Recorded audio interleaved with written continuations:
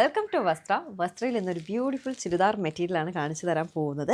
ലക്കടി പട്ട ചുരിദാർ മെറ്റീരിയൽ, ഇതിനെയാണ് ലക്കടി പട്ട എന്ന് പറയുന്നത്. ഇത് എടുക്കാനുള്ള മെയിൻ കാരണം ഇതിൻ്റെ ഷോളിൻ്റെ ഭംഗി കണ്ടിട്ടാണ് ഞാൻ എടുത്തത്.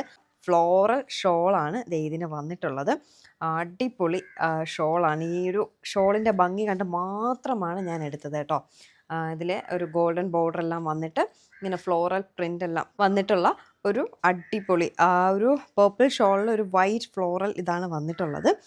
അപ്പോൾ ഇതിൻ്റെ ടോപ്പ് വന്നിട്ട് ഇതാണ് ഇതിൻ്റെ ടോപ്പ് വരുന്നത്. പാൻസ് സെയിം ഈ ഒരു പേർപ്പിൾ ഷെയ്ഡിൽ തന്നെയാണ്. ഇതാണ് അതിൻ്റെ പാൻസ് ആയിട്ട് വരുന്നത്. അപ്പോൾ ഇതാണ് അതിൻ്റെ ടോപ്പ്. അതിൻ്റെ ഷോൾ വന്നിട്ട് ഇതാണ് ഫ്ലോറൽ ഷോളാണ് ഇതിൽ വരുന്നത്. ഗോൾഡൻ ബോർഡർ എല്ലാം വന്നിട്ടുണ്ട്.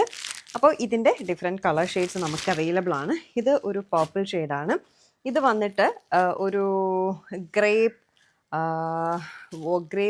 റെഡ് കളർ എന്നൊക്കെ വേണമെങ്കിൽ പറയാം. ഇതിൻ്റെയും ഷോൾ ഇതാണ്. ഫ്ലോറൽ ഡിസൈൻ എല്ലാം വന്നിട്ട് ഒരു ഗോൾഡൻ ബോർഡർ എല്ലാം കൊടുത്തിട്ടുള്ള ഷോളാണ്. ലക്കടി പട്ട എന്നാണ് ഈ ഒരു സംഭവത്തിനെ പറയുന്നത് കേട്ടോ. അത് കഴിഞ്ഞൊരു ഗ്രീനാണ്. എല്ലാം ഒരു പേസ്റ്റൽ ഷെയ്ഡാണ് കേട്ടോ. ഗ്രീനിലും ഇതുപോലെ ലക്കടി പട്ട വന്നിട്ടുണ്ട്. ഗ്രീൻ ഫ്ലോറൽ ഷോളാണ്.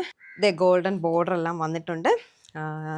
സെയിം തന്നെയാണ്, ഗ്രീനാണ്. അടുത്തതും ഒരു ഗ്രേപ്പ്. ഇത് വേറൊരു ഗ്രേപ്പ് റെഡ് ആണെങ്കിൽ ഇതൊരു കുറച്ചുകൂടെ ഡാർക്ക് ആയിട്ടുള്ളൊരു കളറാണ്. അതിൻ്റെയും ഷോള് സെയിം തന്നെയാണ്.